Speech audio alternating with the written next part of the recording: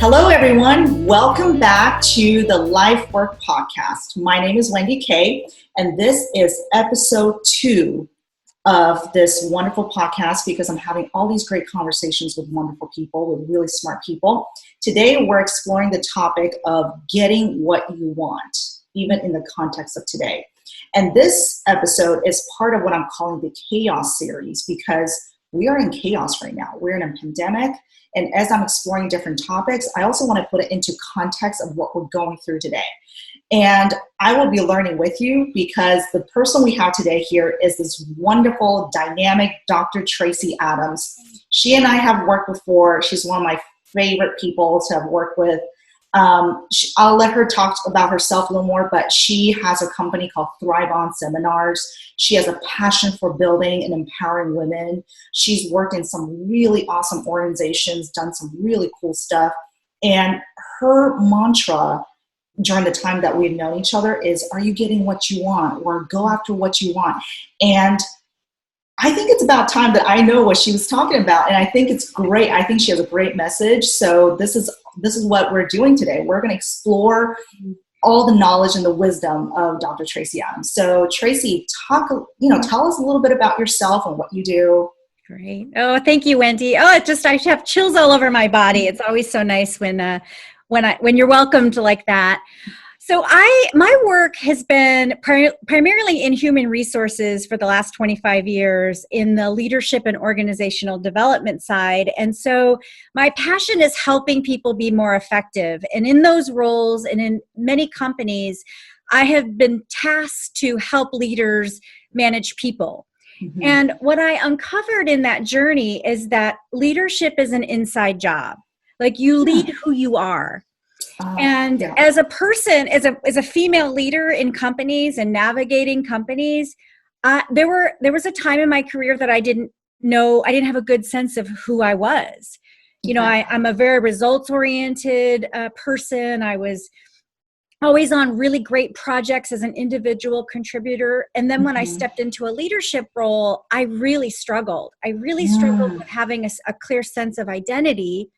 And as a leader, and being able to express what I want, right? And not even just like people in meetings and to my boss, to my employees, but being able to articulate clearly. I know I would get feedback on my 360s, and I laugh about this now that I've sort of mastered the craft, but I would be with my employees and they would walk out of the room and they'd say, now, what did she want? Like, I think she wants this, but I'm not quite sure because I'm an ideator. You know, I would be in a meeting and I'd be ideating. And so I know, Tracey. You do, because Wendy, you and I work together, and I'm an innovator. I'm usually brought into organizations during huge change and transformation because that is my superpower, is helping organizations transform. And that means a lot of innovation, trying things that don't work and being a risk taker and all of that. So this inner job of your leadership is really where I've been interested in over the last 15 years, is what's happening on the inside. Mm-hmm. How can I unpack my thoughts, feelings, and wants in the moment? And I say wants because your desire is, what you want is the gap, right? Like I've been talking a lot about the worth gap with women. Mm. And Wendy, you and I can go into this whole equity thing. And I think you and I are also on social media talking about equity. There's tons of data that shows us we as women aren't paid the same as men. So there's a definite salary gap, but I think there's also a worth gap that women experience. And that worth gap is about, where do I want to go? Or what do I desire in my life that I'm not getting? And then how do I close that gap? And it could be with my marriage, right? Like I'm not getting what I want from my partner, but I don't know how to close the gap. Like if he would just change, then the gap would be closed. But that's not where that gap lives. The gap actually lives on the inside. And so that's been my journey over the last 15 years, is to help women close that gap first by discovering what it is that you really want and then moving into action to get it. Okay. Yeah. No, that's a really great summary. I know. I could go on and on about that, but no, but that is the energy you embody. Is you you consistently talk about that inner work and that emotional intelligence. And Yeah. and I know we can talk so much more about that. Yes. But tell me more about, are you getting what you want or get what you want? Yeah. Because I've heard you say that so many times. And I don't know if it's because we just were never in a situation where I could just stop and say, what do you mean by that? Or maybe I just didn't want to get into it, or maybe it felt like a silly question, but what do you mean? What do you mean by that? Well, I was thinking about this morning so I've been in business for myself with Thrive On for about 4 years. And those in the audience here who have your own business, that is an inner journey in and of itself, right? Like, what am I about as a brand? I mean, you can hire a marketing company and help you decide that, but that's an inner journey as well.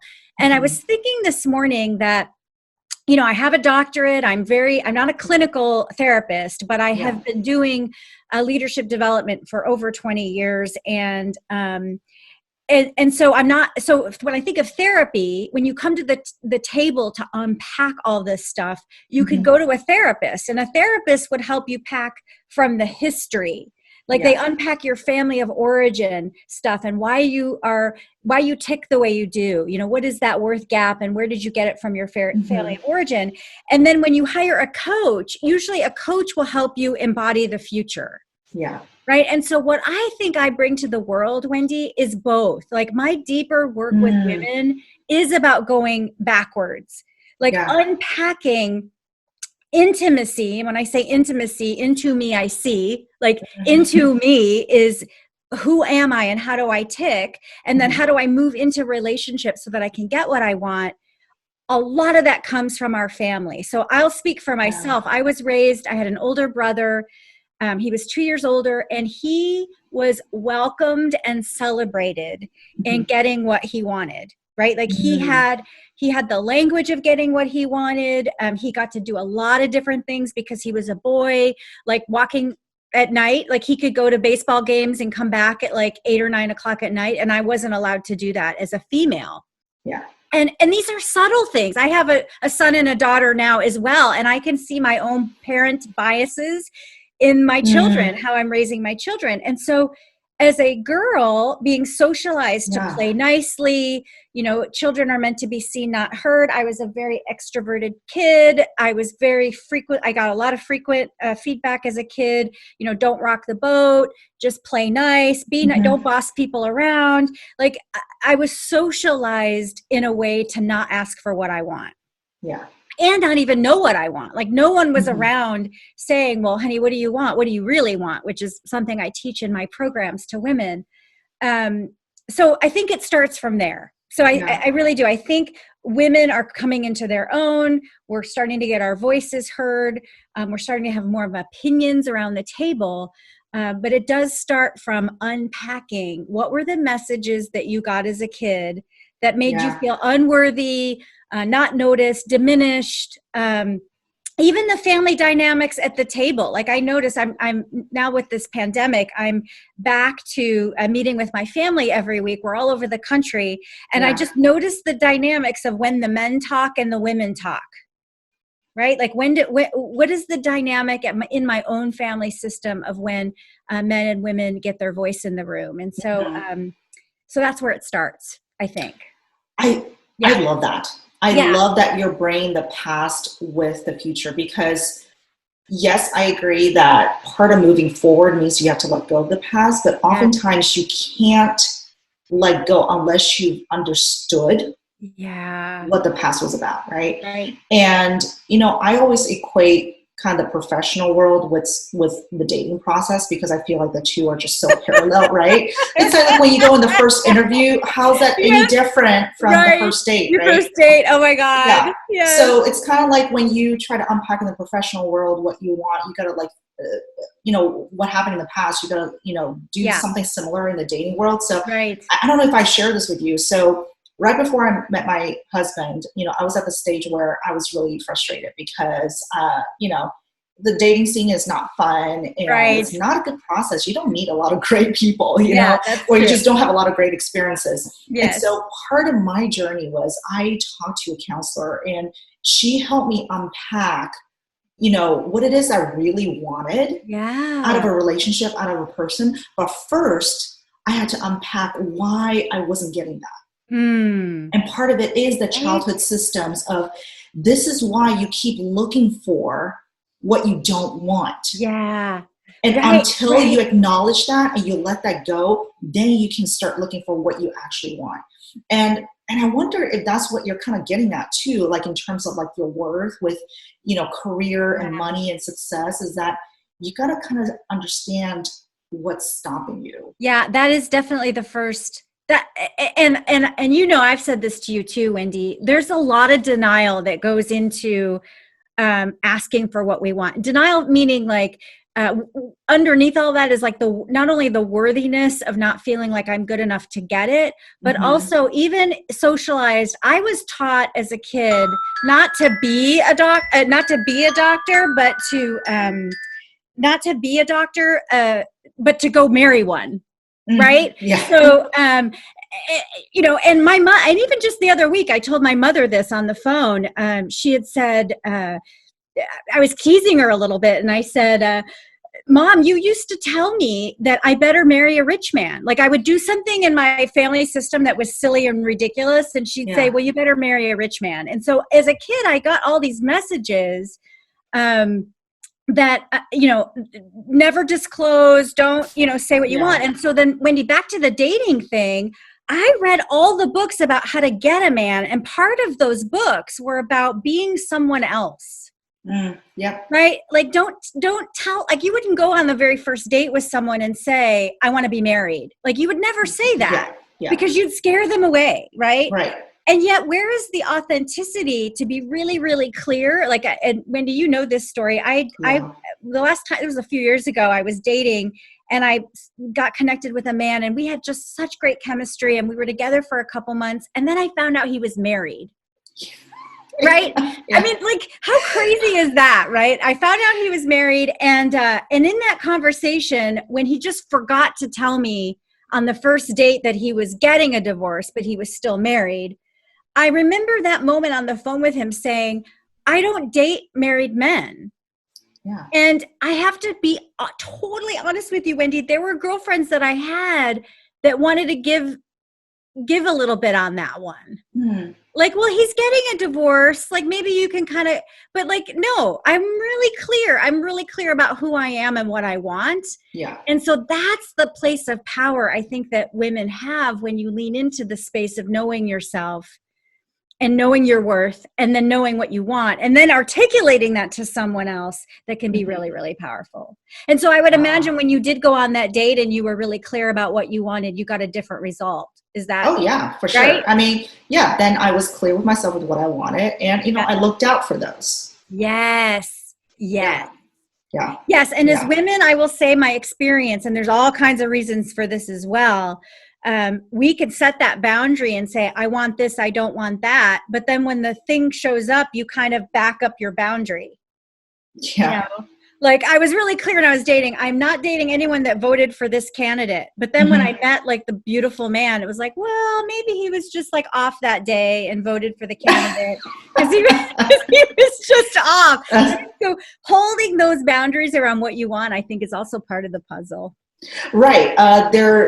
It's like figuring out for yourself what's non-negotiable because they are part of your values. Right. And then what are some things that are just more opinions or preferences that you could still be in harmony with if you're not aligned with them. Right. And that's a journey in of itself in figuring those two out. Yeah, for sure. Yeah. So is there anything more around the, getting what you want? So when you think about, because you work with a lot of women, I do, and I know you take the holistic view, right? Because of women, women in their personal lives and how they bring that into work. So when we think about what's happening today, right? And I haven't done quite a lot of research yet, but the word on the street is that, a lot of the progress has been made in the diversity, equity, inclusion space with women. Yeah. Kind of been retracted because of the pandemic.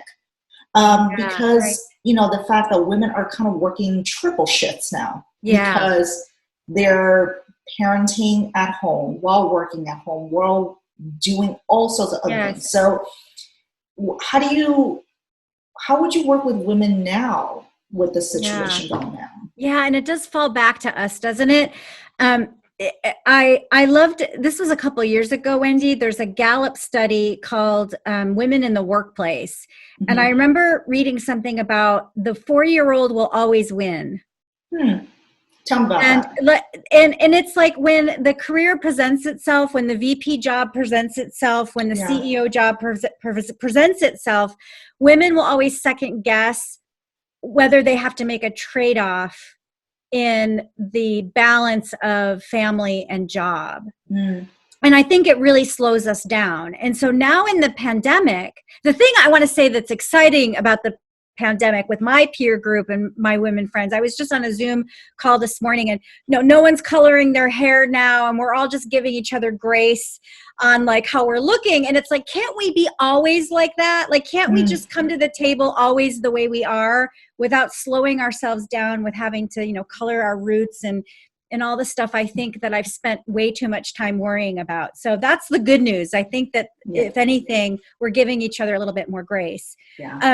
But back to this equity issue, I was riveted with a quote from Michelle Obama. Wendy, I think I texted it to you about, let's not wait for equity. Let's be seen now. And I was struck with that because I have always believed in my own career, I have not seen the glass ceiling in my own career. Now, I tend to take on a lot of accountability for my own behavior. It's kind of, I was raised, my mom was a prison guard she carried a weapon. And so I was sort of, you pull yourself up by the bootstraps and you don't be a victim and you don't, blame anyone else of where you're at. And I've definitely made some choices in my career to be a little slower because I have a family, right? So what I'm seeing now is definitely the struggle, right? Like we're in my peer group again, I got my kids, I've got, homeschooling now, I've got to keep the household together. And it's not that men are not doing their share. I'm just saying that it often falls to us because I think we're so good at multitasking because of how our brains are wired. Like we're just naturally good at, doing a lot of things at the same time. I don't know if you ever saw that video parody. My phone just rang. It was my daughter upstairs. And I don't know if you saw the parody where the guy was doing a Zoom interview and his kid comes in and he's like all frustrated, right? He's like, oh my God, my kid's coming in. And the wife's back there trying to get the kids. And he's just clearly off his game. But they did a parody of a woman doing it. And she's got one kid on her lap, another where she's making a skillet with the other. And then the thing's coming in and she's being interviewed. And I just got such a kick out of that. I need to watch that video. We're so good at it. So back to like my accountability though. My accountability is knowing myself to hold my own boundary around what I will accept and will not accept. Brene Brown talks about boundaries as what's okay and what's not okay. And if you're in a marriage and you're doing most of the work and it's not okay, then there's a conversation that you need to have. And a lot of women don't have them. A lot of women do not have the difficult conversations that they need to have to close that worth gap.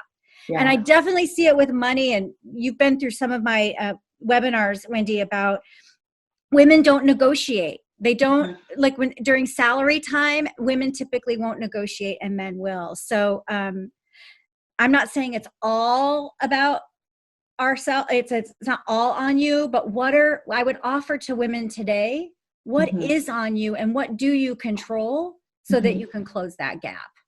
Yeah.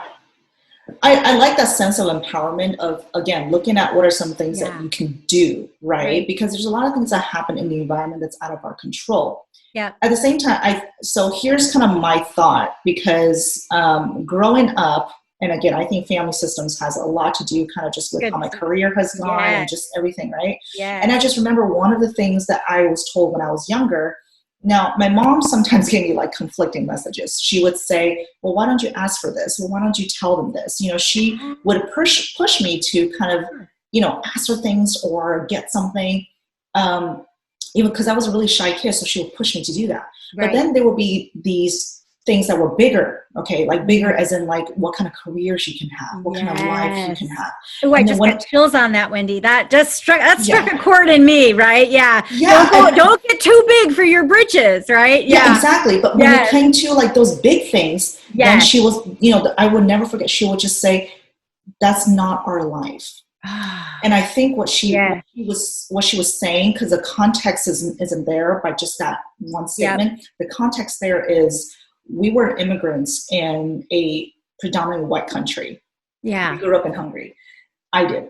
So our family lived in Hungary for many years. And so her thing of telling me that's not our life is saying this is the boundary between us versus them. Yeah. This is the life they can have.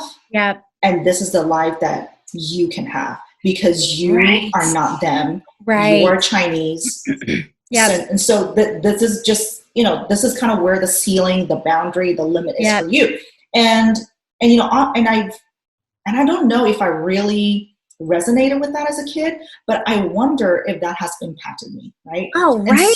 Yes. And so when I think about, yes, there's some things I can control, but I wonder what's the interaction with the environment? Like, let's say, for example, actually, I'll just bring a real story. So years ago, there was this case of this woman who applied to be for some professorship at a university.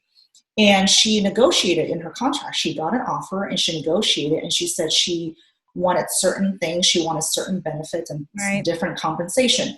Did she negotiate hard? I would say, yeah, kudos to her. She negotiated pretty hard. Was it, completely ludicrous? I don't think so. I think it was solid negotiation and left plenty of room for the college or the university to say, well, this is what we can do, right? Right.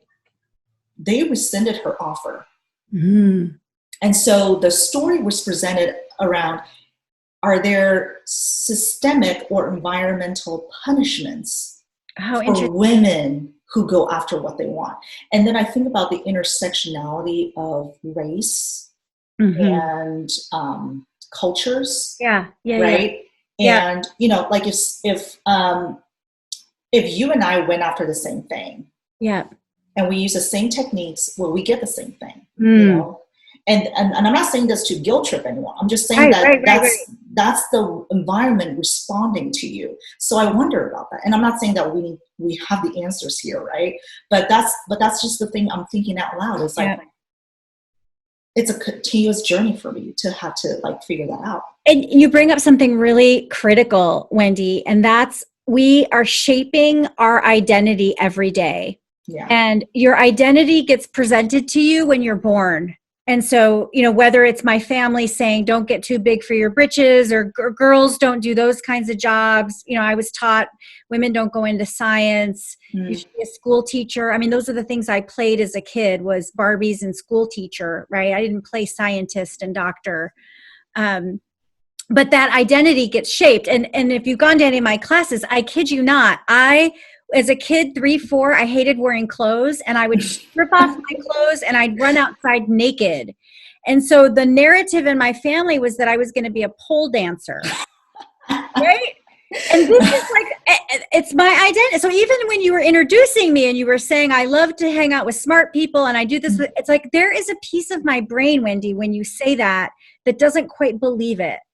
Because I was socialized as a kid. I was very extroverted. I was super cute. I did a lot of theater and dance. I was a dancer in many dance companies. I was always about the presented self. And I never had the identity of an academician. Until I went to college and found my path and I realized, God, I'm pretty smart, right? But that's the identity piece. And so regardless of your gender or your race, you bring your identity with you, and you're going to be constantly bumping up against those confirmation bias, right? Because I'm a woman, I can't get the CEO job. And yet my part in that is I don't want to be a CEO. I don't want the trade-off of a CEO. I like having my weekends free. And do I? I was on a call this morning with someone saying, if you take that top job, Tracey, there always comes a price. Yeah. I'm in a running for a top job. And I'm like, is that true? I want to know, Wendy, is that true? Like if I show up in this top job as an executive, do I have to pay that price? Or is that my identity of if I'm in a company and I can't hold good boundaries, because I know a lot of women that work 7 days a week and they answer every email and they have no good boundaries. Do I have to have that trade-off because my identity says I have to? Yeah. There's a lot of intersections with that, right? Right? Don't you think? There's the modern workplace and the idea of what professionalism is. Like in episode 3, I will be having a conversation around joy and meaning in the form of laughter at work and what seems professional, right? It's like as you go up, my question would be, are you allowed to be funny anymore? Oh, right.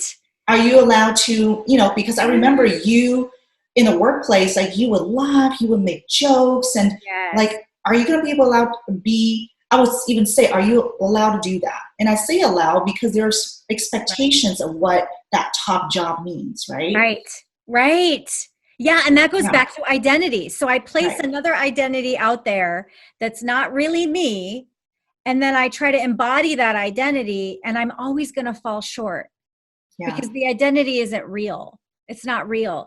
So and so part of one of the workshops I do, one of the modules in my work in my online class is called "Who Do You Think You Are?" Right? Because it really is. Who do you think you are? And if you don't think you're worth 6 figures, you're not going to make 6 figures. I mean, I often walk around thinking I'm all that, and inside, what is it, Amy Cuddy that says, "Fake it till you make it." Sometimes I'm having to fake it till I make it, because on the inside, I don't feel powerful. But as I start to pretend I'm powerful, it just comes. Yeah, that actually makes me think of imposter syndrome. Yes. Do you know how often I meet women professionals of varying ages? Okay. I don't think it's an age thing where they'll say, so I did this, here's my work. Not sure if it's really good. I didn't spend a lot of time with it. Like they always have to qualify it with something just so that they have an out if they get criticized. Yeah. And, I still find myself doing that. And I noticed that yesterday I was looking at some of the work I did in the past, like some of the work I did around building women, high potential women into leadership. Yep. And as I was reflecting back on some of that work, I was like, this is really good. Nice. Oh my God. It is so good. I mean, gosh. And I thought this is really good. And I can say that because I've seen what other people have done. I'm in the market. I talk to other people, and I don't think their stuff is better than mine. But and I don't say that in a way to be like condescending. Even you saying that, Wendy, in my laugh is like the discounting. Right. It is. You're brilliant.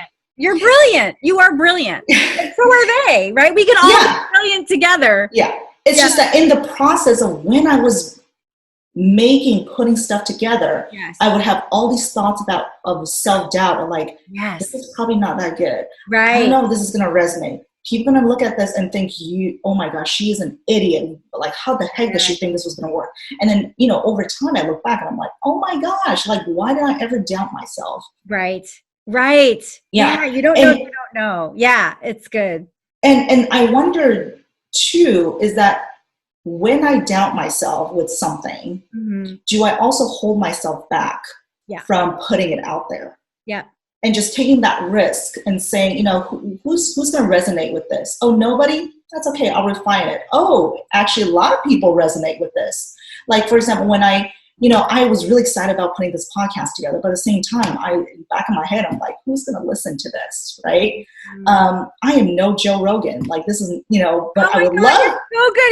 I saw your first one. I was like, oh my God, you're like a natural.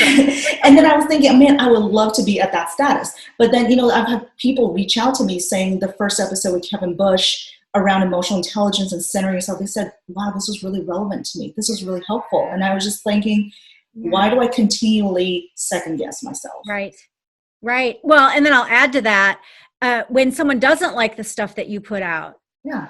Right. I always have to say, like, it's none of my business what you think about me. I mean, that's like my mantra. It's not my business what you think about me. I have a marketing manager now in my company, and she constantly sends me stuff about emotional intelligence and what other people are doing in EQ. And I don't want to sound arrogant by saying this to her, but it's like, I'm over that. Like, I don't need to see what anyone else is doing because I'm so grounded in what I'm doing. I don't want vision. I don't want to muddy up the waters because I'm so dang codependent. I might think that their work is my work, and I don't want to be distracted by someone else's. And not that I'm discounting their brilliance, because there's a ton of brilliance going on right now, even in the midst of this horrible pandemic. Like, our creative spirits are coming out in the world, and I think we'll be forever altered as well. Yeah. But yeah, I so resonate, Wendy, with what you're saying about like just the whole topic of getting feedback from other people is part of that worth gap as well. And I've said this to you, my journey in receiving, like, I'm a giver, I'm generous, but be able to receive people telling me I'm brilliant and telling me I'm smart and, oh my God, you have to keep doing what you're doing. When I used to get those kinds of kudos, I would discount. I would just say, oh, no, it wasn't me. It was my team. Or, oh, you like this blouse? Oh, I got it at Target. It was like $2. Like, I have to discount and deflect that good that would come in. Yeah. And then someone gave me feedback not to do that anymore. And they said, just say thank you. And so now when people comment, I loved your webinar. I loved your class. Oh my God, you totally changed my life. I will say thank you. And now that I'm closing that worth gap and I'm really knowing who I am today, now when I get those kudos, I will say, yes, you're right. It is brilliant. Yes. Yes, it is what we need to talk about. Like, I affirm their affirmation. And not that I'm even running with this script that there's this thing I think women have that not only unworthy, but like, I don't want you to think I'm boasting. Yeah, that's like, what it is. Like, you don't want to boast. I don't want to boast. And yet self-promotion is the hardest thing for women at work.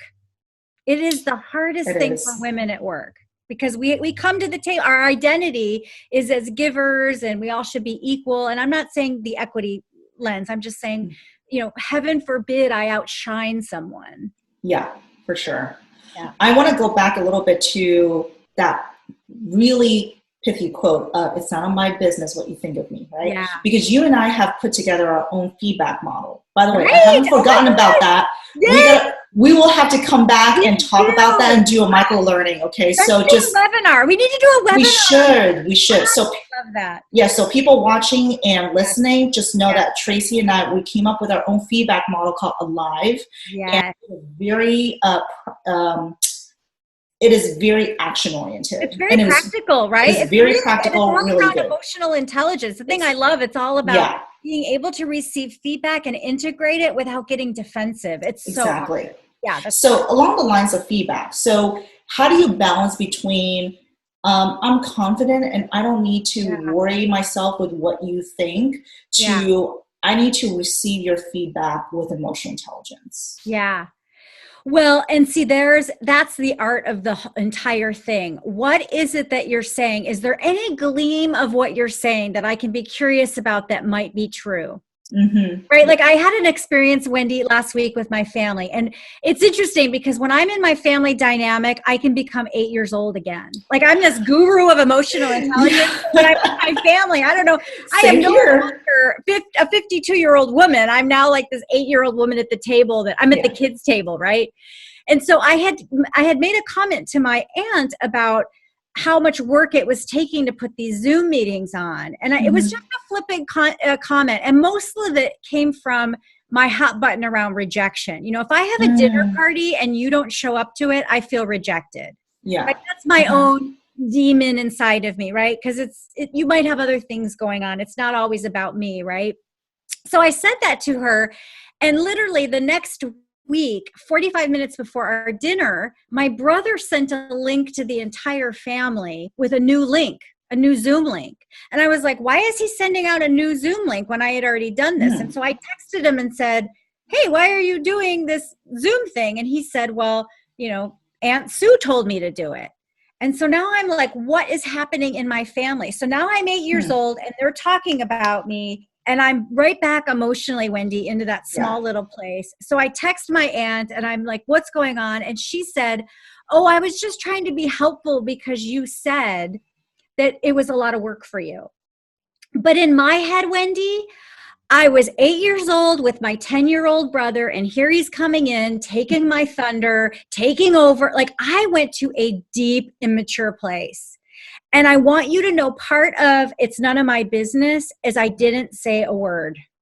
I didn't. Thank you. I did not like, what do you, I would have made a whole big deal if I didn't have emotional intelligence in my toolbox. I would have made a whole big family ordeal of why is David sending it and blah, blah, blah. But instead I just took a step back and I'm like, what about what she just did might be true?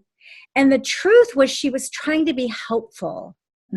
She was trying to love me by taking something off my plate, which was, I texted her back and said, I love you. I love you so much. And the dinner was amazing. We were all loving and laughing and joking.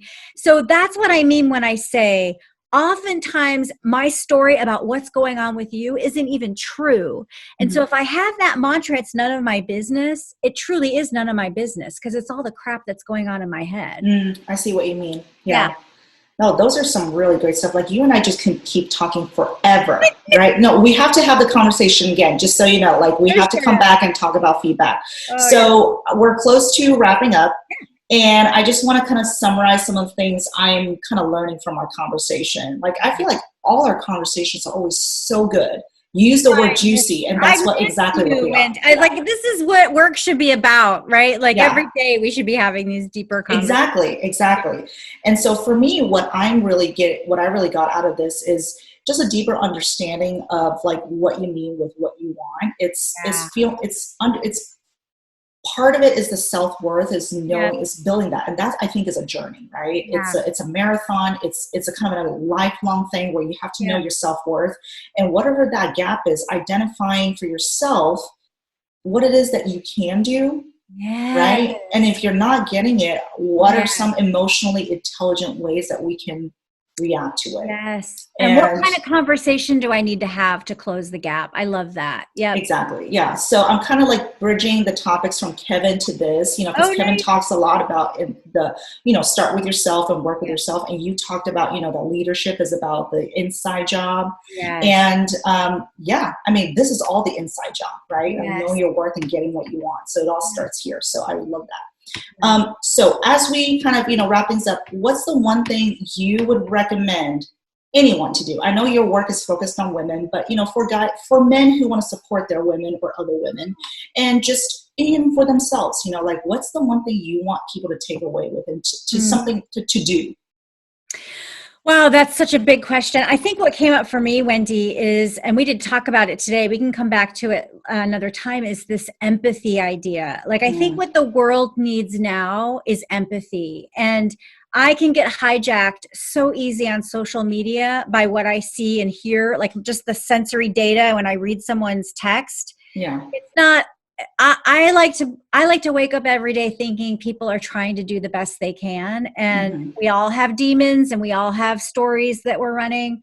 So the to-do for both men and women is to have an open heart and listen with curiosity. Like, really listen with curiosity, because most of the stuff that's happening to you is on the inside, right? It's all about the unsettledness that we have on the inside, and closing any gap is about taking that step back and seeing your part in it before you lean in. Yeah, that's great. It's great first step. So for our folks who are listening, watching, I hope you enjoyed this conversation. If you want to get in touch with Dr. Tracey Adams, who is a really wise woman, and as you can see, she's a hoot to talk to. So I'm a hoot. And you are too. So how do you want people to connect with you, Tracey? Oh, you can go to my website at thriveonseminars.com or send me an email. I'm at tracy@thriveonseminars.com, and that's TRACEY. I have an E in there. And I'd love to hear from you. I am being connected in this world right now is the most important thing for me right now. So I'd love for you to reach out. That's awesome. And folks, you can always reach out to me at, my website, subscribe to my YouTube channel. If you have a question, a comment, or suggestion, just drop a note. You can always contact me in my email. They're both on the screen at the bottom. Now, and don't forget to subscribe, like, and share. And stay tuned for the next episode where we'll talk about joy and laughter in the workplace. All right. Thank you for listening and watching. Thank you, Wendy.